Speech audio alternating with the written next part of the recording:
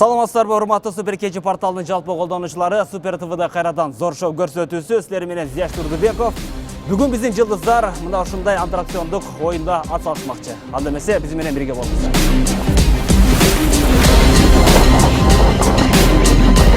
Биз менен бирге болгула.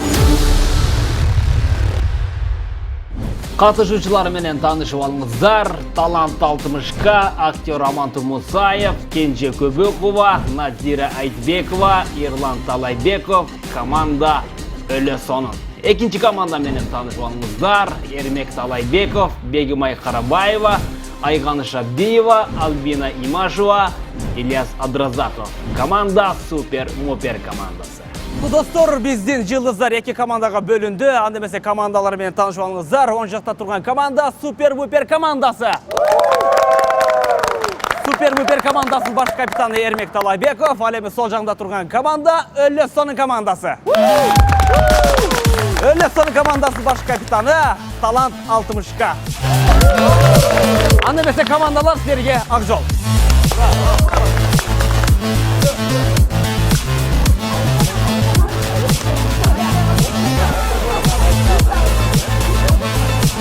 Анда эмесе достор, алгачкы оюндун эрежеси мына ушундай дөңгөлөк үстүндөгү эстафеталык жарыш. Кайсыл команда өз атаандашынан биринчи келсе, демек жеңиш ошол тарапта. Анда эмесе биз биринчи оюндун шартын көрсөтүп берели. Кеттик. Ооба достор, мына ушундай эки команда жарашат. Ал эми бул жердеги финишке кайсы команда биринчи жетсе кол көтөрөт. Анан экинчи өнүктөшүп оюнду улаш керек. Супер Мупер командасынан Өлө сонун командага салам! Bizden aytаңыз, Өлө сонун команданын атынан Супер Мупер командага ийгилик! Анда эмесе достор, биз баштадык. 3, 2, 1. Алгачкылардан болуп Талайбековдор башташты. Эрмек жана Ирлан кимиси биринчи боло алат жана өз командасына жеңилдик жарата алат. Дегичекти болбой Ирлан Талайбеков Назира Айтбековага сонун мүмкүнчүлүктү өткөрүп берди.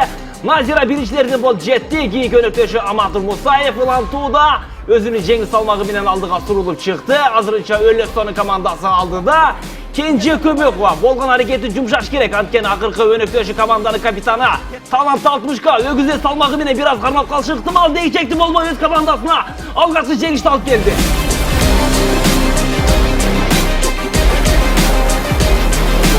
Достор, биринчи оюндун жыйынтыгын менимче Өлө сонун командасы алып кетти. Эсеп саны 1-0. Улантабыз. Ооба, мен аябай бийиктиктен бул тепкичтен өйдө чыгып баратканда эле жаным көзүмө көрүнүп, көзүм чекеме чыгып калды.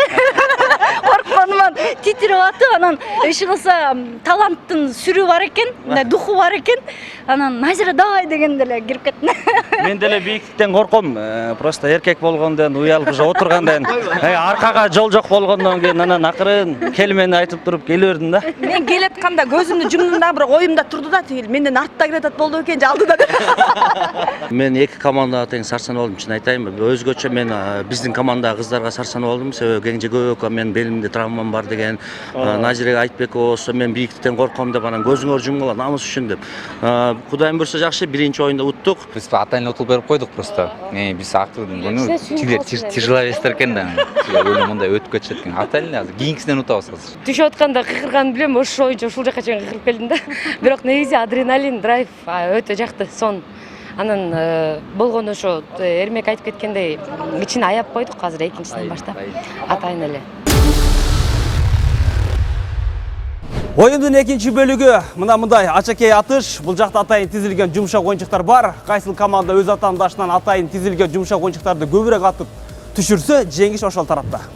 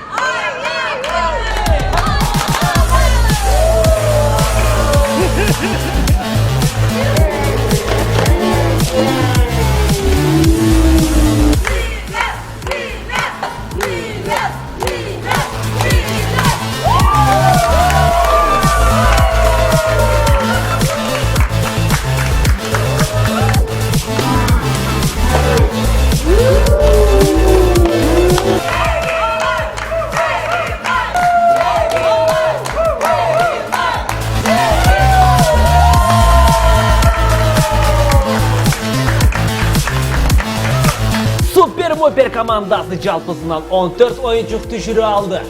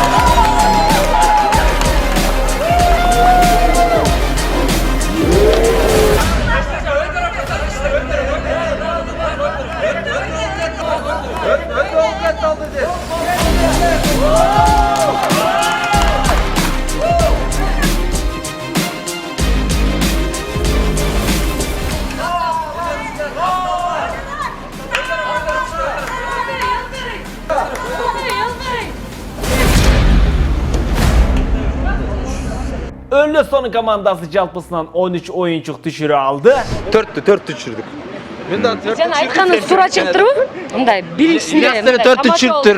Ильяс деле төрттү экен. Жеңиш өлө сонун экен. Анткени биз жана биринчисинде айтып кеткендей, биз аларга боору соору эми утуп койсун деп. Мына айтпадык белек. Ошо. Манай түшкөн жокпу? Кийинки Жок, манай сонун биринчисинде берки команда аябай улутунуп, сынып калганын байкадык. Ошон үчүн биз деген экинчи командага аябай боор тартып, өзүнчө сүйлөшүп, бир аз тизгинди тартып коелу, беркилерге шанс берели депчи. Мындай өзүлөрүнөн кетип калбасын деп кичине утулуп коелу го эми бакыштарга деп. Бирөө кетип калды, бирөө жакшы сүйлөп койду. Анын үстүндө азыр бул команда биз утуп койсок, уже булар ойногус келбей алмакта, 3-чү раунд болбой алмак. Oyunumuzun akırkı bölügü mına ушундай бука üstünde eelik kulu. Буга болгону 1 минутта вакыт беребиz. Эгерде 1 минуттун ичинде кулап кала турган болсо, анда ал өз командасына жеңил ызасын алып келет.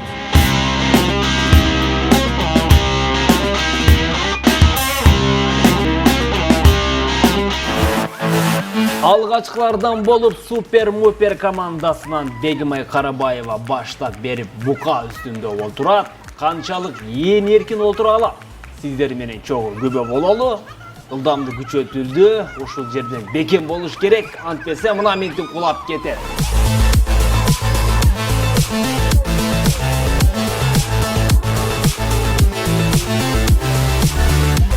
Улантабыз кийинки кезек. Эрмек Талайбеков өз командасына жардам бере алабы деген суроого жооп береби же жокпу? Эмнегедир буканын арт тарабына олтурду, же өзүнө ыңгайлуу шарт издеди десек да болот. Бул ыкма Эрмек Талайбековго жардам берет окшойт. Ылдамдык өз күчүнө кирди. Эрмек Талайбеков чыдай алабы? Жок. Тең салмагын жоготуп, кулап гана кала берди.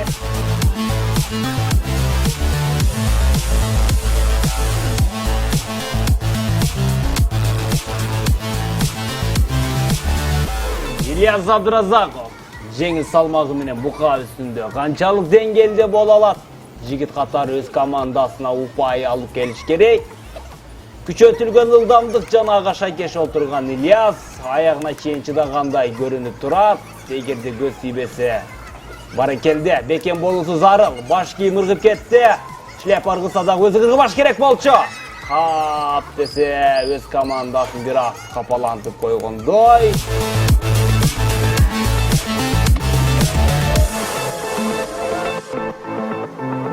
Улантабыз кийинки кезек бука мүндү Айганы Шабдиева эмнегедир өзүнө ишенгендей олтурду.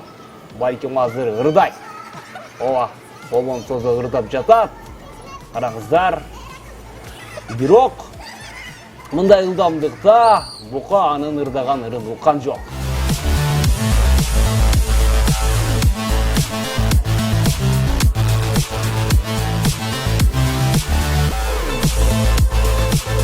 Альбина Имашева бука үстүндө өтө тыкан олтурганы байкалууда. Керек болсо эки бутуну тизеси менен кысып алгандай. Бул ыкма өз командасына упай алып келет окшойт. ылдамдык тоскоолдук жарата албай турган чак. Эмне дейбиз? Баракелде. Дагы бир канча чыдаш керек жана чыдаш керек. Азаматсыз. Өз командасына мынаменти бир упай алып келди. Өлөсонун командасынан биринчилерден болуп алып баруучу Назира Айтбекова бука үстүнө баракелде биринчи болуп чыгыштагы эрдик. Буканын ылдамдыгы Назира Айтбекова тоскоолдук жаратты.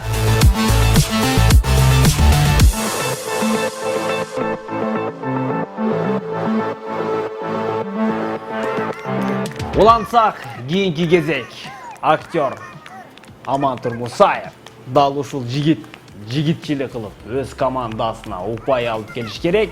Анткени өз командасындагы өнөктөштөрдүн бардык үмүтү дал ушул жигитте. Караңыздар, буканын ылдамдыгы Амантур Мусаевка эч кандай тоскоолдук жаратпагандай сезилип жатат. Караңыздарчы. Менимче бул жигит Альбина Имашеванын жогоруда жасап өткөн ыкмасын көрүп калган сыяктуу. Дал ошондой чындыгында упай алып келди.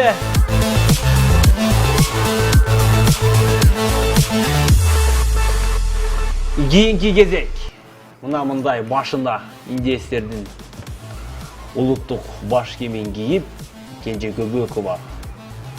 Бул да болсо өз командасына пайда алып келейин деп жаткан чагында, албетте техника деген техника, же балким атайын ыкма. Караңыздар. Чындыгында букадагы айласын таппай калгандай, же болбосом Кенже Көбөковага бука үстүндө отурган жагып жаткандай сезилип турат. Менимче жакты окшойт десек, жаңылышпайт болушум керек. Албетте, бир аз гана убакыт калды. Демек өз командасына упай алып келди.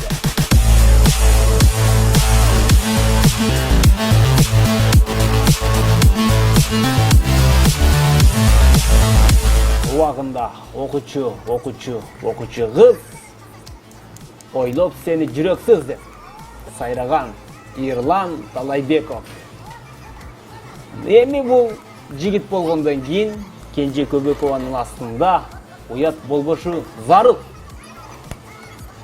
Эгерде кулап кала турган болсо, анда ушул жерден түз эле окуучу кызына барып, мектептин астында сүйгөнүн күтүш керек. Азаматсың, баракелде. Чыдаш керек. Бул да өз командасына бир упай алып келди.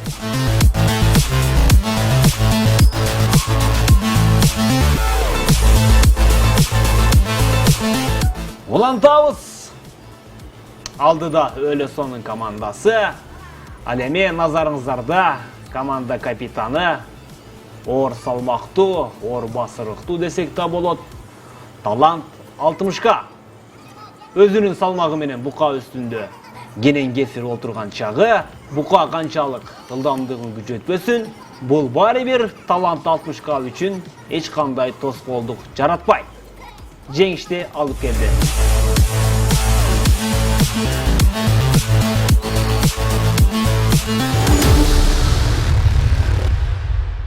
Мен чынында экинчи минишим ушундай нерсегечи. Биринчи жолу кырчындан атка миндим, андан кийин вообще минип көрбөдүм. Ушинтип көмүп кетесиң эрмек. Чын нан урсун ушуп турат. Кыйын экен чын айтканда, анан берки командага мындай молодцы деп айткыбыз келет да, көбүнчөсү төртөөсү кармалды берки командадан. Азаматтар куттуктайбыз. Бул командачы жалаң просто шаардыктар чогулуптур да. Бул достук жеңилди деп коелу. Биз өзү жеңген жокпуз. Биздин соперниктерге, атандаш командаларга да ийгилик каалаганбыз башында. Кайгырбасын, бар алдыда. Азыр бизге чай алып беришет, утулуп калышты. Эки команданын кыздарынын атынан бүт мен отвечать еттим да койсом. До конца Буканын үстүнө туруу оңой эмес экен, салмак керек окшойт да. Мен 40 килограммын оңой эле мындай бука мынтип ыргытып эле учуройду да. Кичине салмак керек экен, ошо салмагым жетишпей калды. Спортто мен жана келгенде коркуп аткамда баардыгы жеңил экен, мен артка тартып коем го депчи. Анан көрсө салмактын кереги бар экен да, арттагым келбей калды уже мен.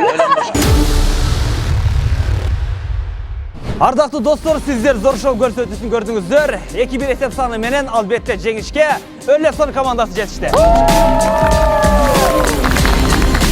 Жана ошондой эле ойга өздөрүнүн активдүүлүгүн көрсөткөн супер командасы мына ушундай биздин медалдар менен сыйланат. Кол чабуулар болсун.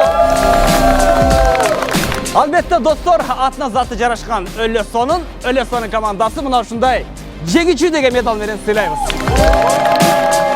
Урматтуу достор, ушуну менен зор шоу көрсөтүүсү соңуна келип жетти. Сиздер менен Супер ТВнын жапыл жамааты кайрадан кийинки берүүдөн жолукканча сак саламатта болуңуздар.